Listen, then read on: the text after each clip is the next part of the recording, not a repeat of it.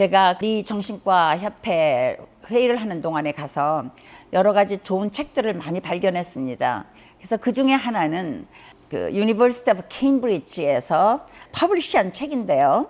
영국인 정신과 의사, 특히 이제 그 약물 중독을 많이 치료하는 정신과 의사 프로페서 보웬 보든 존스라는 그분이 쓴 책입니다. 이 책은 뭐에 대한 거냐면 How to talk to your child about drugs.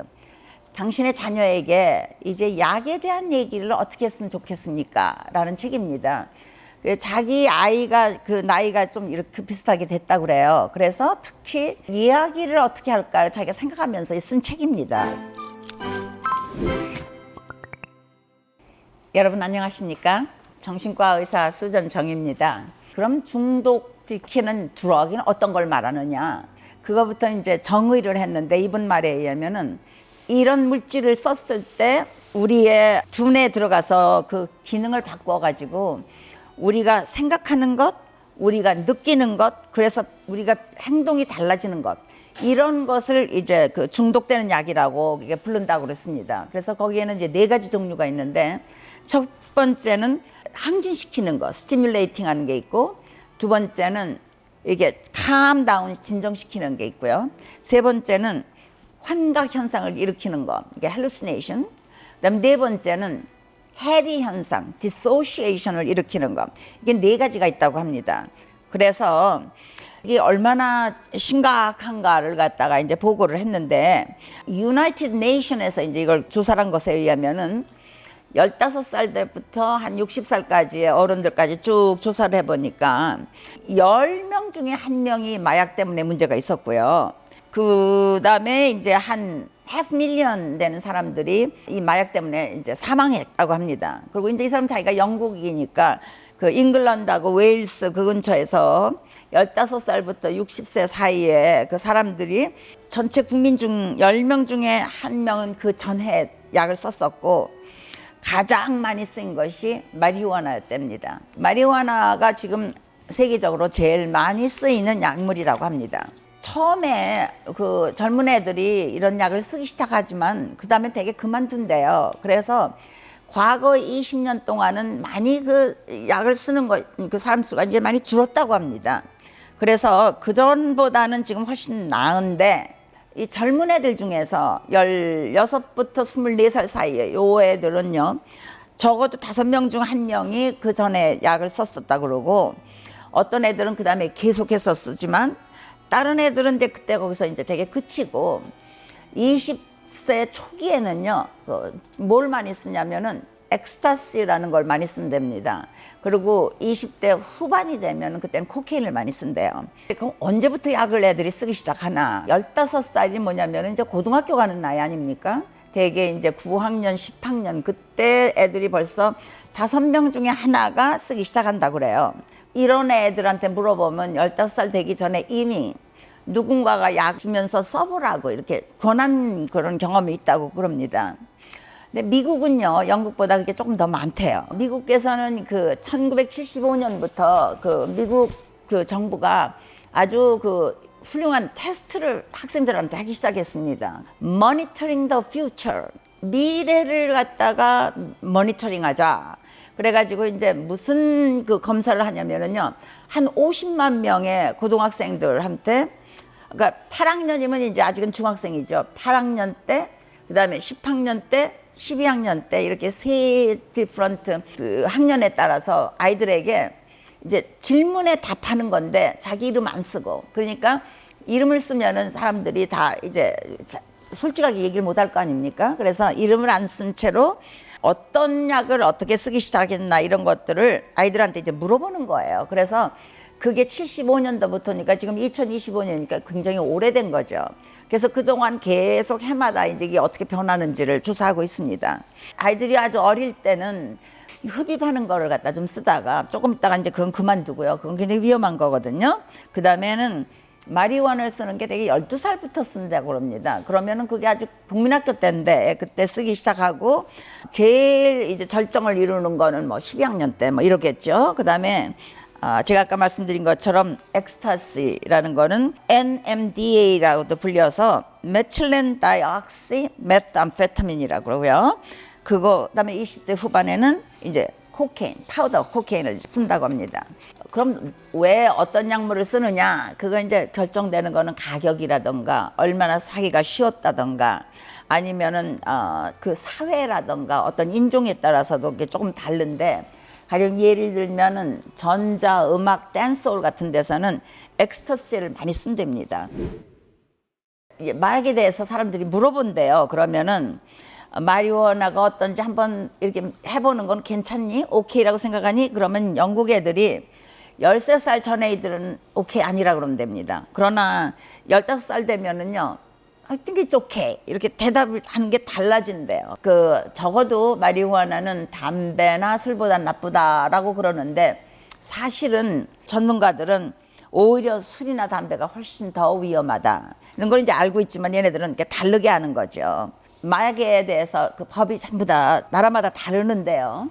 이 마약을 세 가지로 이제 분류를 해서 클래스 A가 제일 이제 위험한 거고, 클래스 B, 그다음에 클래스 C 이런 건데, 어떤 거는 약이 C였다가 이렇게 다시 올라가는 것도 있는데, 그 중에 가장 대표적인 약이 gamma 하이드록시 뷰티레인이라고 그래서 GHB라는 약이 있는데, 이거는 색깔도 없고 냄새도 없고 그냥 가루기 때문에 데이트할 때 이게 나쁜 사람이 이걸 갖다 여자가 마시는 술이나 물에다가 이걸 타면은 이게 정신이 이제 이렇게 많이 쓰레기전 돼가지고 기억력도 없어지고 이렇게 막 졸리고, 그러니까 그 다음에 이제 그 데이트에 레이프할 때 이게 쓰기 때문에 이거는 C에서 지금 B로 올라갔다고 합니다. 그래서 이제 클래스 A에 들어가는 거는 코케인하고 엑스타시도 여기 들어간답니다. 그 다음에 LSD, 그 다음에 크리스탈 메트, 이제 한국에서 이거 보고 아마 제 생각에는 히로뽕이라고 부르는 것 같습니다.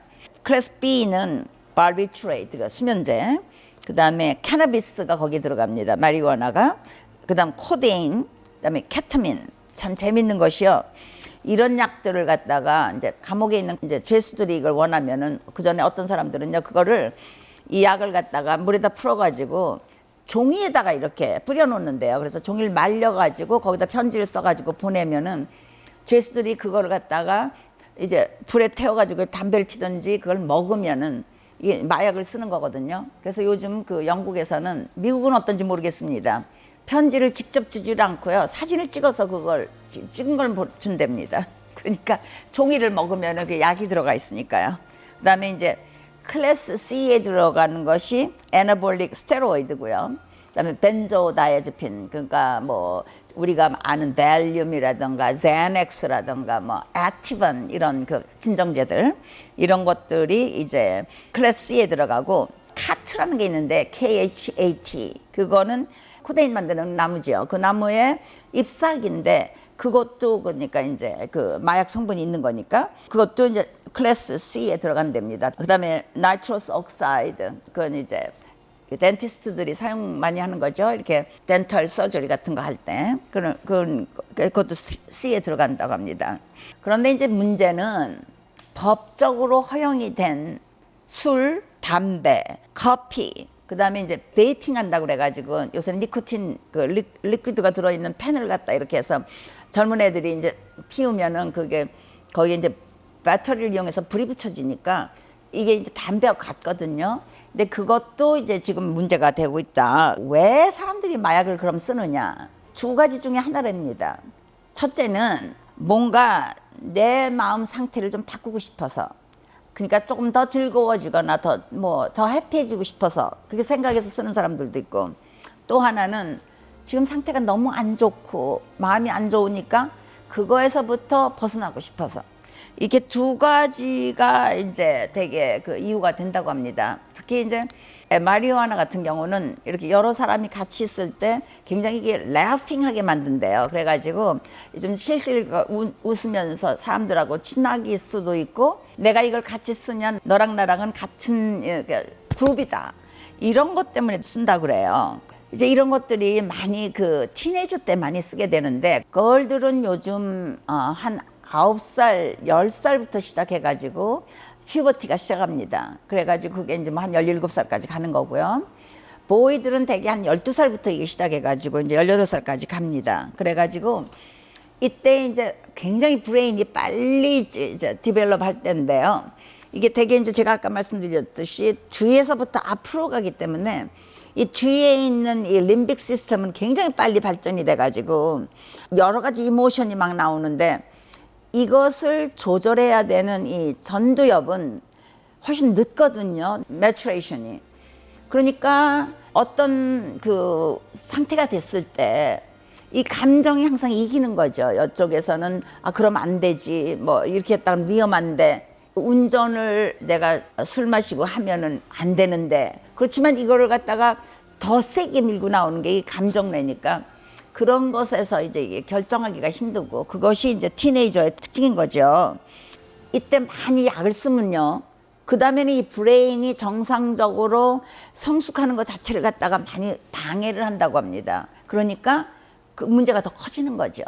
정상적으로 얘가 발전할 수 있는 걸 갖다가 스탑시켜 버리니까요. 그래서 그 특히 이제 어린 시절에 육체적이나 성적 또는 감정적 학대를 받았던 사람들이 특히 이때 이제 문제가 많이 된다고 합니다. 이제 이 그 저자는 얘네들이 벌써 아까 그랬지 않습니까? 12살만 되면은 벌써 많이 이제 어떤 사람들이 와서 약도 준다 그러고 벌써 그런 사람들이 주위에 있기 시작하니까 그 전에 아이하고 얘기를 하는 게 좋을 거다. 그러니까 되게 10살이나 11살쯤에 그리고 많은 그 나라에서 미국이나 영국이나 이제 학교에서 아이들에게 마약에 대한 거, 성에 대한 거, 그 건강에 대한 것들을 가르쳐라 그런데요. 그런데 그렇게 했다 하더라도 부모가 하는 것처럼 게 중요하지 않다. 부모가 하는 것이 정말 아이한테는 많이 도움이 되니까 우선 너 학교에서 그런 걸 배웠니? 아니면 혹시 그런 거 약 쓰는 사람을 네가 본 적이 있니?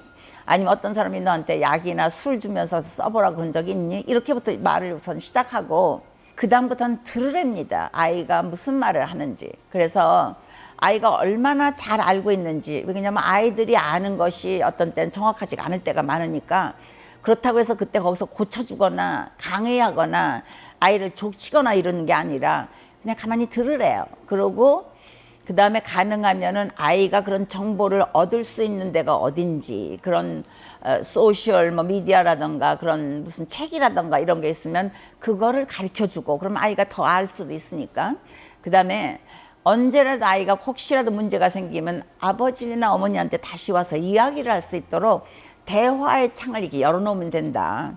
그 다음에 무슨 일이 있을 때 오더라도 그때 화를 내거나 그런 게 아니라 와서 고맙다 나하고 얘기를 할 수 있어서 이렇게 말을 하랍니다. 그리고 절대로 애한테 과장하거나 뭐 겁을 내게 하기 위해서 뭐 이렇게 거짓말 하지 말라. 그리고 이런 거 있을 때 애가 말을 하면은 calm하게 너무 요란스럽게 화를 내거나 그러지 말고 그냥 받아들이고 들어줘라. 이제 이분이 말하는 거는 그겁니다. 이제 한 가지 또 이제 이분이 그 아이들한테 알려줄 것 중에 하나는 여러 가지 그 약물에 대해서 하는 것이 다 다른데 이제 어떻게 그 이제 약이 우리를 바꿀 수 있나 이제 그 얘기를 하는데 우선 무슨 마약을 쓴다 그러면은 그것이 이제 처음에 우리 신경세포로 갑니다. 그럼 신경세포가 그걸 딱 받아들이자마자 이제 전기를 이용해서 그게 그 세포마다 나가는 이게 엑손이라는 기다란 그 신경관이 있습니다. 그 엑손을 통해서 그게 이제 그 다음 신경 그 세포로 갑니다. 그러면 거기서 이제 그걸 받아들이는 세포에서는 전기가 그다음에 화학물질로 돼서 이제 전달이 됩니다. 그래서 도파민이니 뭐 세로토닌이 이런 걸로 해서 거기서 되는 거지요. 그래서 그때 이제 시냅스가 있는 거고요.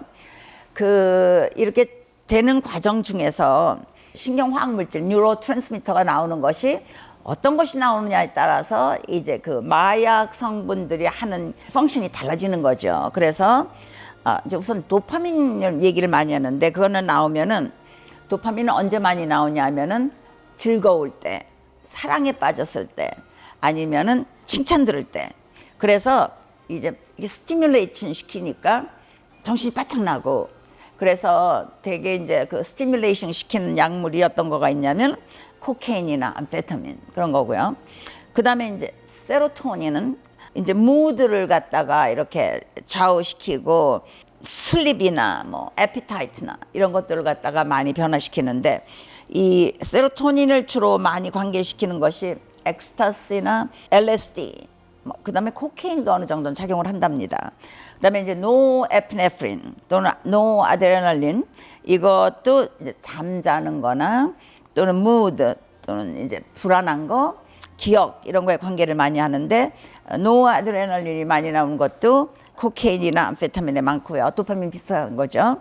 그다음에 오피움 아편계통은 이렇게 많이 졸리게 하고 이제 페인을 없애고 무드가 이제 릴렉스 되고 뭐 이런 건데 거기에 들어간 것들이 이제 헤로인이나 아니면은 요즘 나오는 왜 펜타닐 이런 것이 이제 케미칼리 만들어진 그런 그 오피오이드입니다. 그래가지고 보통 뭐 헤로인보다 이게 한 50배 내지 100배 강하기 때문에 그것 때문에 많은 사람들이 사망하죠. 1년에 8만 명이 아마 사망한다고 그러는 것 같습니다. 미국에서. 그래서 이제 이런 식으로 그 여러 가지가 있고 그다음에 캐나비노이드는 이제 사람의 의식, 기억, 그다음에 이제 무브먼트 이런 데 많이 작용을 하는데 이게 이제 그 식물에서 나오는 게 아니고 화학적으로 만든 것들이 이렇게 굉장히 강하게 나오고 아까 말씀드린 GHB나 뭐 이런 것처럼 이상한 약들이 나오는 거죠. 이제 왜 이런 약들이 우리한테 들어와서 이렇게 큰 문제를 일으키나에 대해서 이제 설명을 하면은 여기가 이제 제가 가장 중요한 점입니다. 그 애딕션은 왜 생기고 왜 사람들이 끊을 수가 없나 뭐 이런 것을 알려면은요.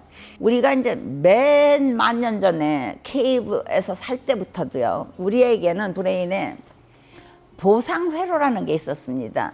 그러니까 reward pathway라고 그래가지고 어떤 그 이렇게 회로가 있는데 그 안에 있는 회로에는요. 여러 세포에서 어떤 자극을 받으면은 도파민이 확 나오게 돼 있습니다.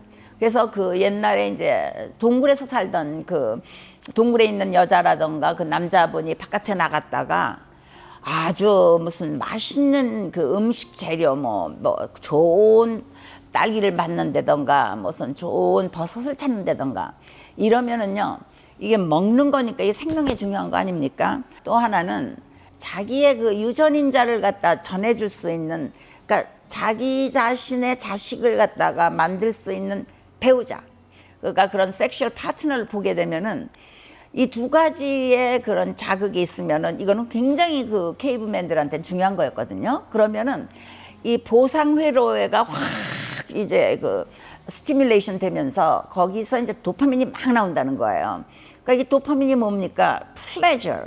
그 다음에 excitement, 기분 좋고 정신 바짝 나는 게 이거거든요. 그런 게 있었는데요. 그 다음에 이제 무슨 일로 인해서 마약을 자꾸 쓴다던가 술이라던가 이제 술이 보상회로를 일으키는 주 원인이 되는 거죠. 그래서 그 다음부터는 맛있는 거라던가 뭐 좋은 성의 상대자 같은 거는 별로 이제 익사이트가 못 시키고 술 아니면은 술을 같이 먹었던 친구, 자기가 마셨던 장소 뭐 이런 데만 가도 이 엑사이트가 막 되는 거죠. 그러니까 그 다음부터는요 술만 그 패스웨이를 일으키는 거죠. 그래서 그게 이제 문제가 되는 겁니다. 무슨 크랙 코케인 같은 거라든가 이런 거는요 일반인이나 뭐 청소년이나 모든 사람들이 다 이건 나쁜 거다 알고 있습니다. 헤로인이라든가 메탄페타민이라든가 코케인 이게 다 클래스 A죠. 그다음에 알코올은요 청소년은 이제 해롭지 않다고 본답니다. 그러나 연구자들은 사실 이게 굉장히 해로운 거죠. 술이 얼마나 위험합니까? 그다음에 담배는요 청소년이나 연구자나 모두에게 별로 해롭지가 않다고 생각을 하는데 세계에서 가장 많이 사람을 죽이는 게 담배랍니다. 사람들이 생각하는 것과 진짜 사실과 정말 위험성에 대해서 이렇게 다르다는 거죠. 그 사람마다 어떤 그 유전적인 경향이 있어가지고요. 제네틱하게 이런 어떤 약을 갖다 특히 더 자기가 고르게 되는 것도 어느 정도 영향을 받는다고 그래요. 그럼 이제 오늘 이제 그 캐나비스 그 전에 제가 처음에 마리화나를 그 이제 DSM 5번째 걸 보고서 그냥 이 얘기를 했을 때 많은 구독자들이 아주 반발을 하셨었습니다. 왜냐하면 제가 굉장히 이걸 위험하고 이런 식으로 말을 했었는데 제가 그다음에는 다시 이번에 책을 읽으면서 공부를 했더니요, 그 전보다 훨씬 이게 더 많이 쓰이고 어떤 점에서는 이제 법적으로 이렇게 허락된 데도 있고, 그래서 그때 제가 얘기한 것들이 왜 구독자들이 그렇게 업셋이 되셨는지 그 다음에 이제 좀 알겠더라고요. 어쨌든 유엔에서 조사한 바에 의하면은 15세부터 60세 사이의 사람들 약 4%가 이 물질을 쓰고 있다고 하는데, 이걸 쓰면은요 단기 효과로는 우선 릴렉스가 되고, 그 다음에 막 웃음이 나온답니다. 참을 수 없게 웃음이 나오고, 이게 시간에 대한 내가 느끼는 게 다르대요. 그러니까 보통보다 조금 더 느리게 가는 것처럼 느껴지니까, 요즘 우리 살고 있는 세상이 너무 빨리빨리 가기 때문에 얼마나 스트레스가 많습니까? 근데 모든 게 이게 느리적 가는 것 같으니까 훨씬 마음이 편안하겠지요. 그래서 이런 느낌이 있기 때문에 어떤 점에서는 사람들이 좋아하는 게 아니냐 얘기를 했더라고요. 그러나 아주 드물게는 어떤 사람들은 이렇게 약간 환청 같은 거, 환각 같은 것도 있을 수가 있고, 마리화나에서 제일 중요한 거는 그 THC, 하이드로 캐나비놀이라는 이게 이제 물질이 주요하고, 그다음에 CBD라는 것도 있고요. 그 두 가지가 주로 중요한 이제 케미컬 컴포넌트입니다. 그리고 영국에서는 스컹크 캐너비스라는 게 있대요. 이게 뭐냐면 냄새가 굉장히 지독하고 THC 함량이 굉장히 높대요. 그래서 이걸 쓰면은 조금 위험할 수도 있고, 어떤 경우는 이게 사이코시스가 될 수 있다, 뭐 이런 이제 설도 있고요.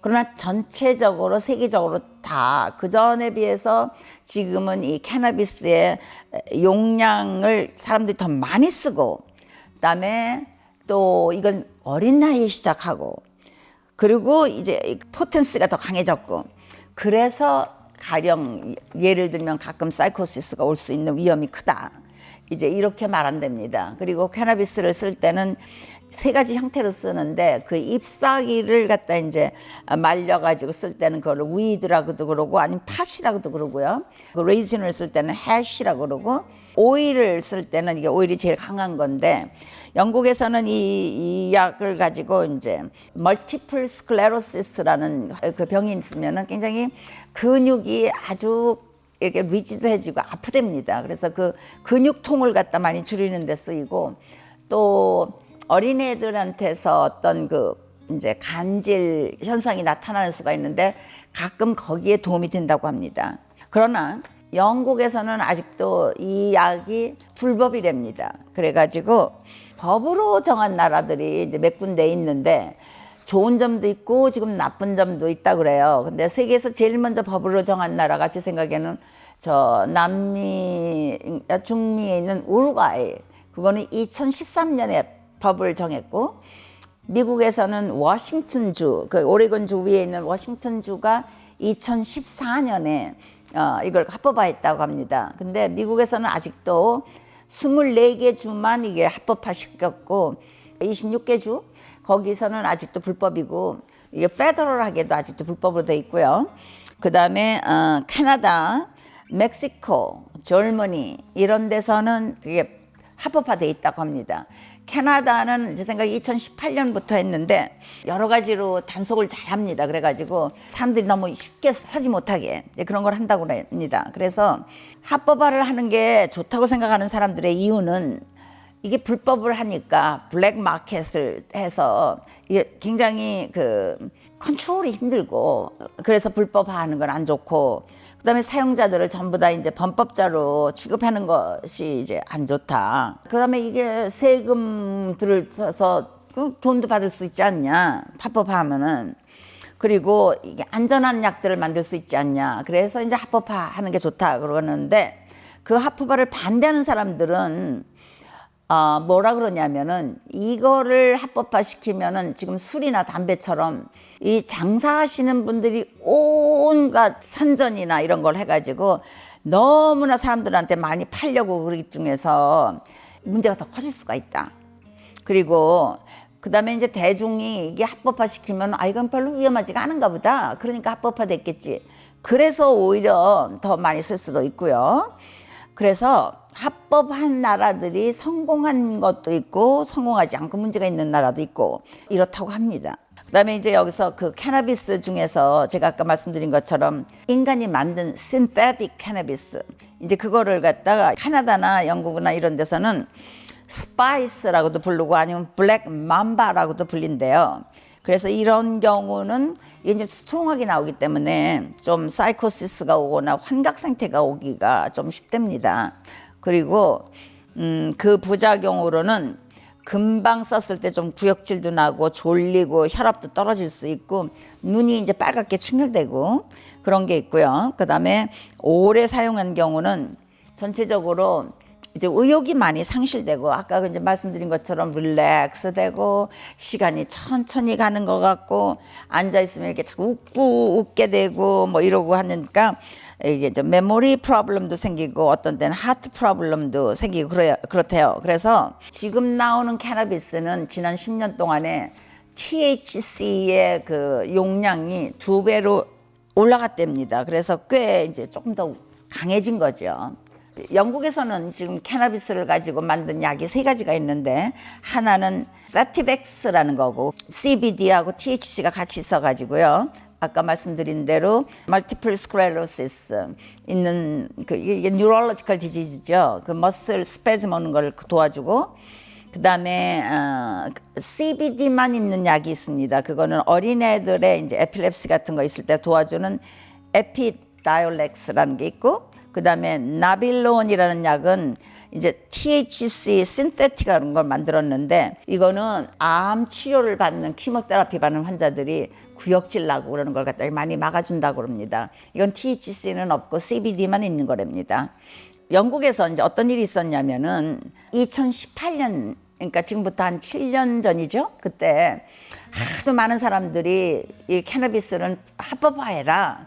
그래가지고 너무나 많이 원하기 때문에 영국 정부가 어떤 걸 했냐면은 사람들 보고 그랬대요. 당신들이 캐나비스를 만들어가지고 그 제품을 홀 플랜트 만든 제품들을 해가지고 그것이 사람들한테 많이 이제 알려지게 되면은 우리가 그걸 라이선스를 주겠다. 그러니까 그걸 만들어서 팔아라 그랬는데 라이선스를 원하는 사람들이 하나도 없었답니다. 그래서 아직도 많은 사람들은 이제 메디시널 캐나비스를 요구하는 경우가 많고 그런데 그 레크레이션만이 아니고 아직은 그래서 합법화하지 못하고 있다. 지금 이런 말을 했네요. 그동안에 이제 이 신테틱 캐나비스가 너무 많이 만들어져 가지고 이걸 이제 디자이너 드럭 또는 클럽 드럭이라고 부르는데 지난 15년간 141국가에서 여러 가지가 만들어가지고 1188가지가 나왔답니다. 그리고 지금은 더 어떤 점에서는 강하고 더 위험하답니다. 오늘은 여기까지만 우선 그 책에서 본 것을 여러분과 말씀드리고요. 이 다음에 다시 그 나머지 책에서 본 것을 말씀드리겠습니다. 여러분 제가 오늘 말씀드린 것이 어떤 것은 새롭기도 하고 어떤 것은 많이 아시는 것을 제가 다시 이렇게 얘기했을 수도 있는데 저는 그 전에 제가 마리화나에 대한 것을 잘 모르고 있다가 지금 이번에 보면서 많은 것을 갖다 배웠기 때문에 다시 여러분과 쉐어를 했습니다. 안녕히 계십시오.